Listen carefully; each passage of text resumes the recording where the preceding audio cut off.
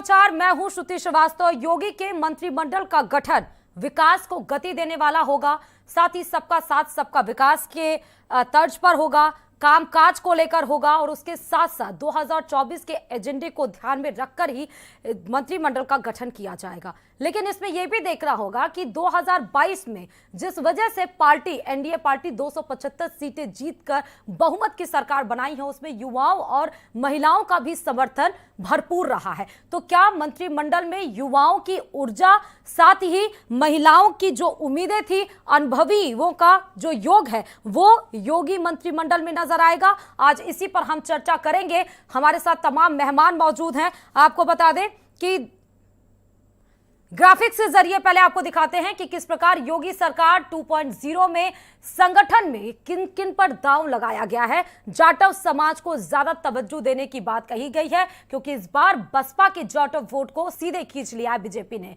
शपथ ग्रहण यादगार बनाने की तैयारी देखिए लगातार की जा रही है। 21, 20 और 21 को जहां कान्हा स्टेडियम में 70,000 लोग यहां पर इकट्ठा हो पाएंगे। साथ ही वीवीआईपी और वीआईपी चेहरों के साथ यहां पर आप देख पाएंगे भव्य तैयारी शपथ ग्रहण समारोह की जाएगी। जाटव समाज को ज्यादा तवज्जो देने की बात कही गई है।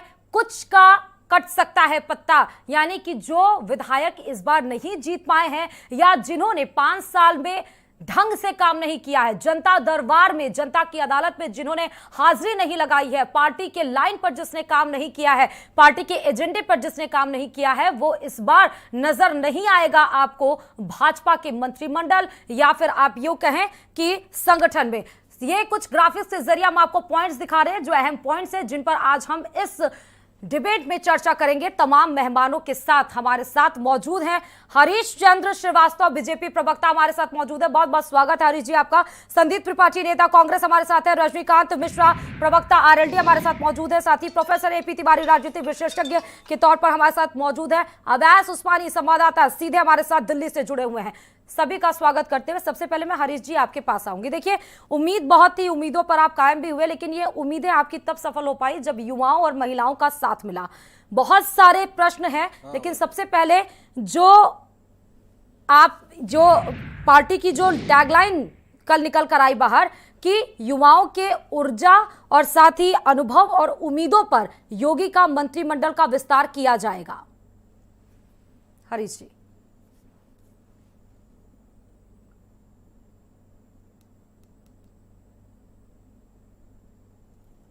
फिलहाल उनसे अभी कनेक्शन नहीं हो पा रहा है। सीधे देखिए हम चलते हैं संदीप जी के पास।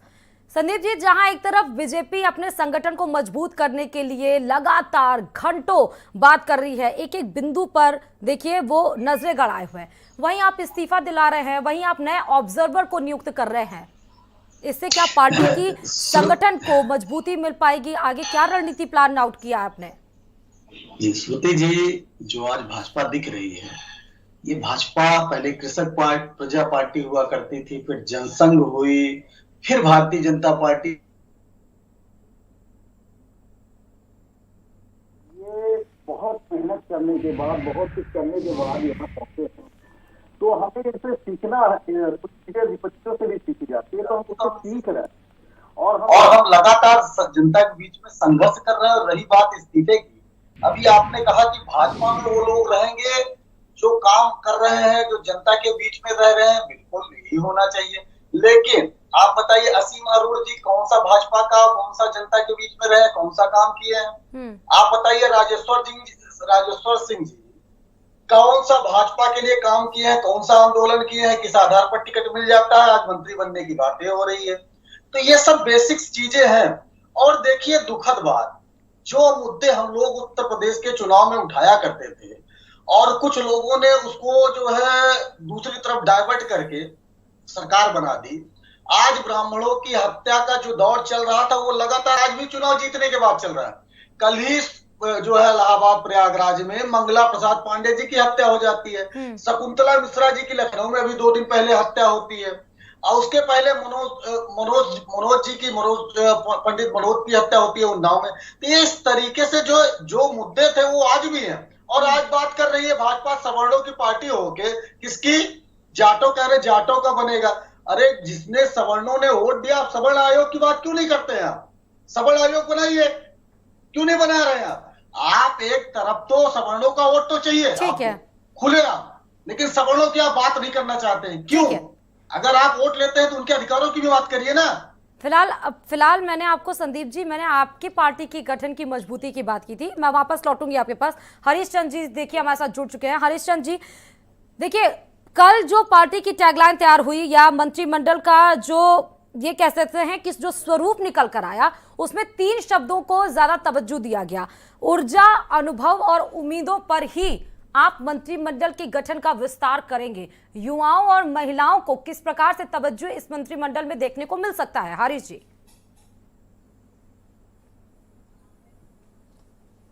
देखिए, माननीय प्रधानमंत्री जी का संकल्प सबका साथ, सबका विकास और सबका विश्वास है, और जनतंत्र के असली मायने भी ये हैं कि सबका प्रतिनिधित्व हो, शासन सत्ता के निर्णय में सबकी भागीदारी हो और जनता के प्रति जवाबदेही सुनिश्चित हो। भारतीय जनता पार्टी का जो यशस्वी नेतृत्व है, जो हमारा केंद्रीय नेतृत्व है और प्रदेश का नेतृत्व, दोनों आपस में बैठ करके उन सभी विषयों पे कि कैसे हम ज्यादा से ज्यादा सरकार को जनता जनार्दन पर जवाबदेह बना सकते हैं, कैसे हम प्रभावी ढंग से जन कल्याण के नीतियों को क्रियान्वित कर सकते हैं, जो आम आदमी की समृद्धि और खुशहाली भारतीय जनता पार्टी के नेतृत्व का जो लक्ष्य है उसको हम कैसे हासिल कर सकते हैं, और उत्तर प्रदेश को विकसित राज्यों की श्रेणी में नंबर 1 पे कैसे ला सकते हैं, कैसे 5 ट्रिलियन इकोनॉमी में उत्तर प्रदेश का बड़ा योगदान हो सकता है। ये बहुत सारे विषय हैं। सुशासन है और सबके साथ सबके विकास, सबके विश्वास को साकार करने का मुद्दा है। किसानों की खुशहाली है, युवाओं का रोजगार है, उत्तर प्रदेश का औद्योगिक विकास है। इन सारे मुद्दों को लेकर के जो भारतीय जनता पार्टी का यशस्वी नेतृत्व है वो गंभीरता पूर्वक सारे विषयों को लेकर के चर्चा करता है, और हम सरकार में जो माननीय मंत्रीगण होंगे वो बेहतर ढंग से परफॉर्म कर सकें और समाज के सभी जाति वर्ग समूह के लोगों का प्रतिनिधित्व हो सके। इन सारे चीज़ों को भारतीय जनता पार्टी का नेतृत्व ध्यान में रखता है, और शेष ये है कि जब ये मंत्रिमंडल बनाना माननीय मुख्यमंत्री जी का जो विशेषाधिकार है कि किस तरह से किनको अपने वो मंत्रिमंडल में शामिल करेंगे। बैठक किन बिंदुओं को लेके किन बिंदुओं पे चर्चा हुई ये तो बैठक का विषय है, उस पे हम लोगों की जानकारी नहीं है कि किन विषयों को लेकर के बैठक में चर्चा हुई। स्थानीय निकाय के चुनाव भी हैं, विधान परिषद के, वो भी एक विषय है। तो भारतीय जनता पार्टी का जहां तक नेतृत्व का प्रश्न है वो ठीक है, कैसे ये भारत समृद्ध राष्ट्रों की श्रेणी में खड़ा हो, विकसित राष्ट्रों की श्रेणी में खड़ा हो, कैसे उत्तर प्रदेश विकास का इंजन भारत का बने, ये बहुत सारे मुद्दे हैं और जिनको लेकर के भारतीय जनता पार्टी का नेतृत्व काम कर रहा है। ठीक है रजनीकांत जी, देखिए एक तरफ एक पार्टी की जो नीति है, जो पार्टी लाइन है, वो है सबका साथ, सबका विकास और सबका विश्वास। एक तरफ कांग्रेस की तरफ से जहां पर पार्टी की ही संगठन में खलबली मची हुई है, अंदर भीतर खाने अंतर कला चल रही है। लेकिन रजनीकांत जी, सपा और आरएलडी का गठबंधन एक मजबूत गठबंधन माना गया 2022 में, रिजल्ट भी उस प्रकार से आए। लेकिन अभी एमएलसी का चुनाव भी है, आगे 2024 का चुनाव भी है, उसके लिए मेगा प्लान किस प्रकार संगठन को आप मजबूत कर रहे हैं? एमएलसी चुनाव के लिए क्या आरएलडी के भी प्रत्याशी उतरेंगे? देखिए, ये अभी विषय आज का है नहीं, क्योंकि हमारे नेता विधायकों के साथ 21 तारीख को बैठक लखनऊ में ही करेंगे, माननीय चौधरी जयंत सिंह जी। और जहाँ तक रह गई बात कि एमएलसी का चुनाव, तो राजनीति है, इसमें तो सभी चाहते हैं कि हम चुनाव लड़ें, और एमएलसी तो हम उसमें क्या करेंगे इस पर अभी हमारा डिक्लेरेशन 21 तारीख के बाद ही, ठीक है, कि हम उसमें क्या करेंगे। दूसरी चीज़ रहेगी, जहाँ तक पश्चिमी उत्तर प्रदेश में हम चुनाव लड़े और संगठनात्मक बात आप कर रही हैं, तो हमने भी अपनी कमेटियाँ भंग की हैं। हाँ। सारी कमेटियाँ मेरी भंग हैं इसमें, और हम उसे मंथन कर रहे हैं। हम लोगों ने मेहनत किया, हमारे पास, मैं सदन में उपस्थिति मेरी नहीं थी, मैं 8 सीटों के साथ सदन में उपस्थित हुआ हूँ, और मुझे मौका मिला है कि मैं लोगों की बातें सदन में रखने का मुझे मौका मिला। अभी तक मैं सदन में नहीं रख पाता, मैं सड़क पे ही आंदोलन कर रहा था। अच्छा रजनीकांत जी, मेरा एक सवाल भी, देखिए युवाओं और महिलाओं को ज्यादा तवज्जो दिया गया है, इस बार ज्यादा वोट भी शिफ्ट हुआ महिलाओं का। बीजेपी के तरफ से युवा नेता कहे जाते हैं जयंत चौधरी, युवाओं के लिए क्या ऐसा करेंगे कि युवा का जो कोर वोट बैंक है वो अब शिफ्ट ना हो बीजेपी की तरफ? क्योंकि देखिए सर, पूरी राजनीति का जो परिणाम है, या यूं कहें एक शब्द में कि पूरा जो नेतार्थ है वो एक ही शब्द पर आकर रुक जाता है, वो है चुनाव।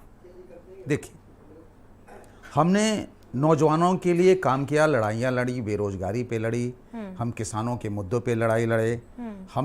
मैं शासन सत्ता में न रहते हुए मेरे पास एक भी विधायक नहीं था, मैंने सड़कों पर आलू किसानों की लड़ाई लड़ी, मैंने लाठियाँ झेली, मैंने वाटरफॉल झेले, मैंने मतलब हम आंदोलन में कभी पीछे नहीं रहे।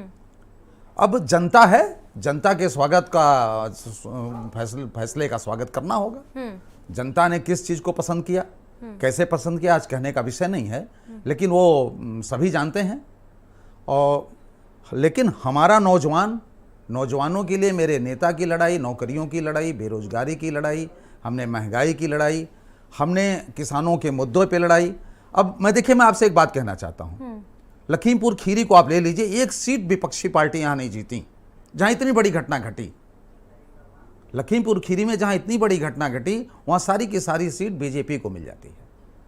हाथरस में जहां इतना बड़ा कांड हुआ वहां पे जो चुनाव लड़ रहा कांग्रेस से, पीछे की अहम वजह आप क्या मानते हैं?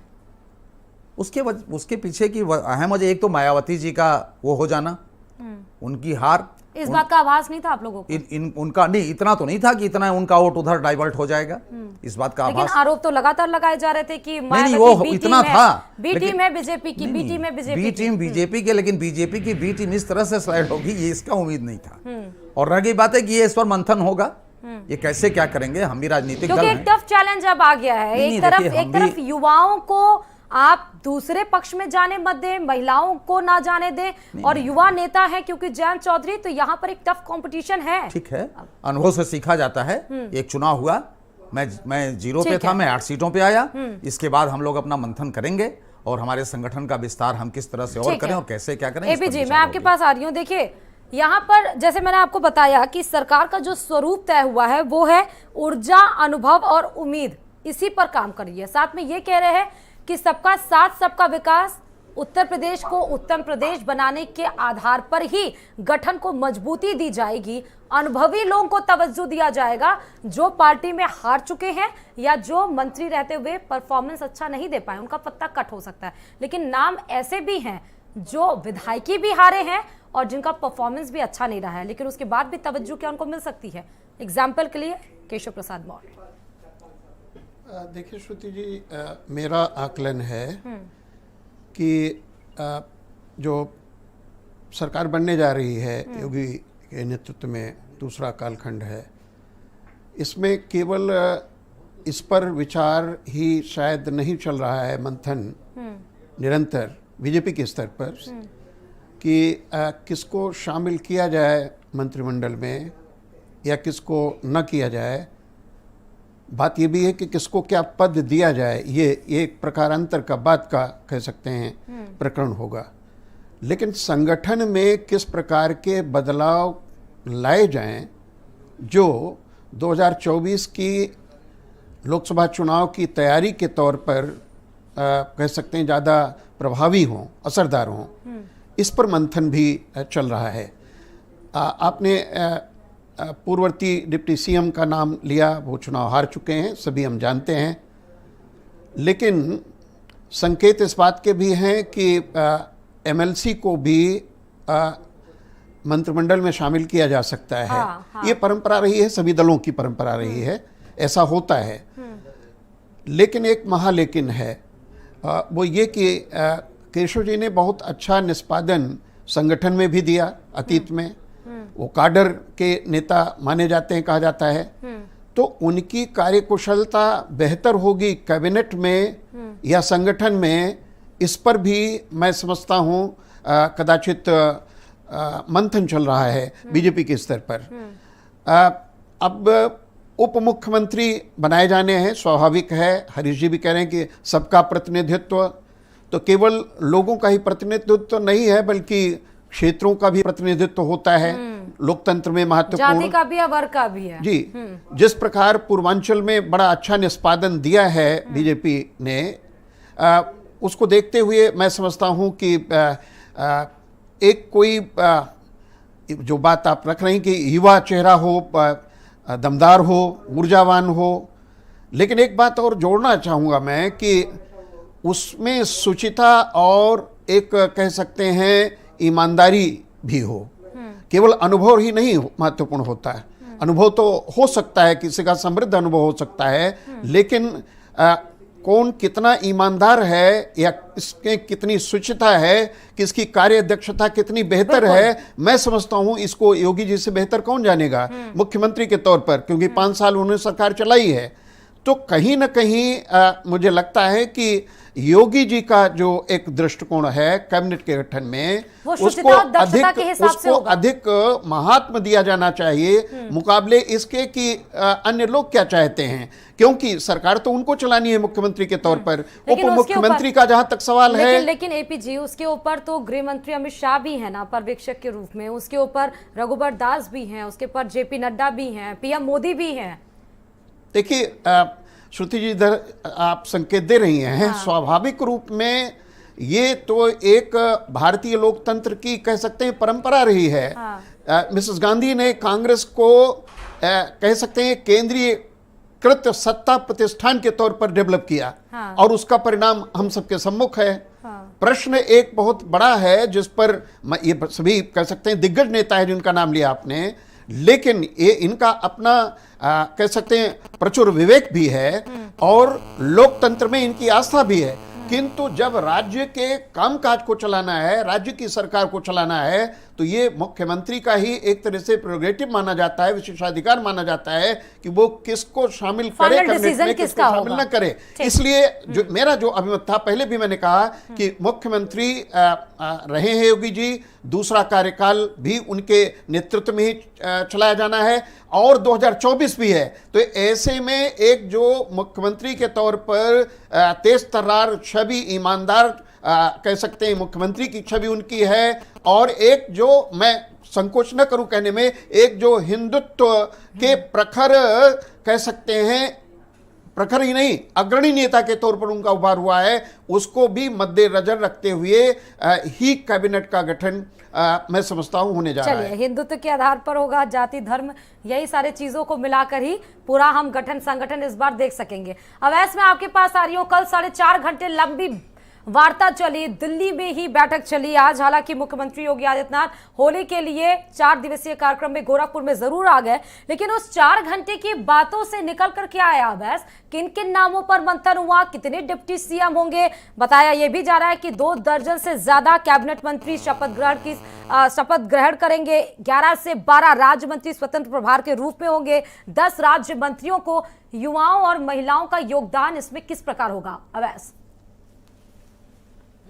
बिल्कुल श्रुति, अगर एक तरह से देखा जाए जिस तरह से बैठकों का दौर चला है और कल उत्तर प्रदेश के मुख्यमंत्री योगी आदित्यनाथ यहाँ पे दिल्ली आए और बीजेपी मुख्यालय में 4.5 घंटे के आसपास जो बैठक चली है, जिसमें जेपी नड्डा, धर्मेंद्र प्रधान और तमाम आला नेता जो है वो मौजूद थे। उसके बाद फिर ये बैठक जब 4 घंटे की खत्म हुई, 4.5 घंटे की, तो उसके बाद फिर जेपी नड्डा और धर्मेंद्र प्रधान जो है गृह मंत्री अमित शाह के घर पर गए और वहाँ पर भी लंबी बैठक जो है वो चली। तो लगभग ये माना जा रहा है कि रूपरेखा जो है वो तैयार हो चुकी है कि कौन कौन लोग जो हैं मंत्रिमंडल में शामिल किए जाएंगे, कौन कौन लोगों को शपथ ग्रहण समारोह में न्योता दिया जाएगा, किस तरह का शपथ ग्रहण समारोह होगा, कितना भव्य शपथ ग्रहण समारोह होगा, साथ में वो कौन से ऐसे पुराने नेता होंगे जो मंत्रिमंडल में शामिल थे, उनको इस बार मंत्रिमंडल में शामिल किया जाएगा, और कौन से ऐसे हारे हुए नेता हैं जिनको मंत्रिमंडल में शामिल करने की संभावना है, क्योंकि कई ऐसे कद्दावर नेता हैं जो हार गए हैं चुनाव, लेकिन उसके बावजूद भी ये कहा जा रहा है कि हो सकता है कि उनको एमएलसी का चुनाव लड़ाया जाए और मंत्रिमंडल में शामिल किया जाए। लेकिन बीजेपी की तरफ से साफ कह दिया गया था कि जो नेता अपना विधानसभा क्षेत्र में चुनाव हारे हैं, विधानसभा का चुनाव हारे, उनको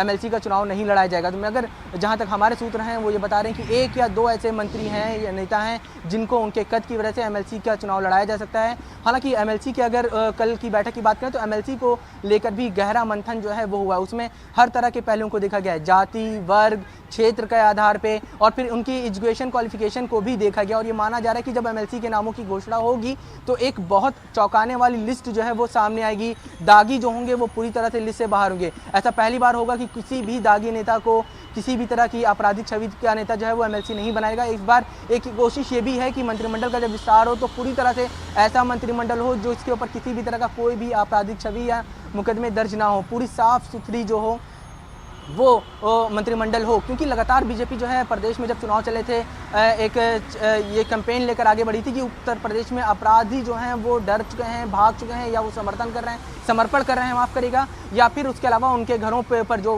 फरार चल रहे हैं उनके घरों पर बुलडोजर चल रहा है। इसको लेकर काफी सियासत गर्म थी और यही कोशिश है कि कहीं ना कहीं ऐसे छवि के नेताओं को जो है वो नेता बना वो इस बार मंत्रिमंडल में शामिल किया जाए जिनके ऊपर किसी भी तरह कोई भी आपराधिक छवि ना हो या फिर कोई भी मुकदमे दर्ज ना हो। क्योंकि इससे एक बहुत बड़ा संदेश जो है सिर्फ उत्तर प्रदेश में नहीं, उत्तर प्रदेश के बाद अगर दूसरे राज्यों में चुनाव होने हैं, क्योंकि गुजरात है और कई राज्यों में दिसंबर के महीने में चुनाव होने हैं और 2024 में उत्तर प्रदेश में कुछ चुनाव होना है, तो एक मैसेज जो है इस मंत्रिमंडल के विस्तार के जरिए जो है देने की कोशिश जो है 2024 के चुनाव को लेकर भी होगी कि कितनी भागीदारी किस वर्ग की हो रही है, कितनी महिलाएं शामिल हो रही है, उनकी छवि कैसी है, उनकी एजुकेशन क्वालिफिकेशन कैसी है।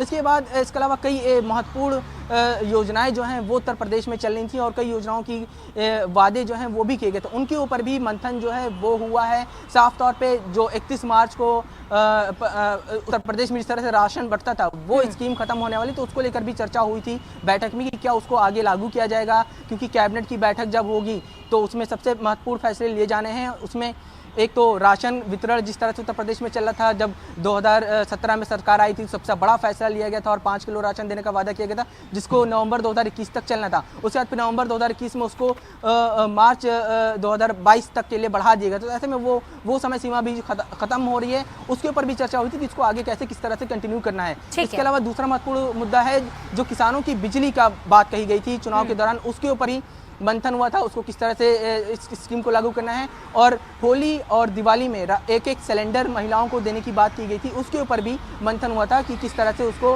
वितरण किया जाए। क्योंकि होली जो है अब कल ही है, ऐसे में अभी तक मंत्रिमंडल का गठन नहीं हुआ है, सरकार नहीं बनी है, तो औपचारिक घोषणा होने में हो सकता है थोड़ी सी देर हो जाए। हालांकि ये भी कहा जा रहा है कि 21 तारीख को मंत्रिमंडल की शपथ जो है या फिर मंत्रिमंडल का विस्तार कहा जाए या फिर मुख्यमंत्री योगी आदित्यनाथ जो है शपथ लेंगे, ऐसी संभावनाएं जताई जा रही थी। लेकिन जो हमारे सूत्र हैं वो ये बता रहे हैं कि अब इसमें हो सकता है थोड़ा सा विलंब हो, थोड़ी सी देर हो, क्योंकि जो एमएलसी की चुनाव है उसकी तारीख 19 तारीख से बढ़ा के 21 कर दी गई। तो ऐसे में जब एमएलसी का चुनाव चल रहा होगा तो दूसरी तरफ मुख्यमंत्री की शपथ ग्रहण समारोह जो है वो होना थोड़ा सा मुश्किल हो सकता है, क्योंकि उसमें कई लोगों की जिम्मेदारियां जो हैं वो होती हैं। ऐसे में हो सकता है कि उत्तर प्रदेश का जो शपथ ग्रहण समारोह होगा मुख्यमंत्री योगी आदित्यनाथ का वो 23 या 25 के बीच में हो, ऐसा भी हमारे सूत्र जो हैं वो बता रहे हैं, क्योंकि 21 तारीख को जो है अब एमएलसी का चुनाव कर दिएगा। बहुत बहुत शुक्रिया अवैस तमाम जानकारी देने के लिए, क्योंकि मंत्रिमंडल का विस्तार किस प्रकार से होगा वो अवैस ने बताया। जातीय, क्षेत्रीय, वर्गीय संतुलन बनाने की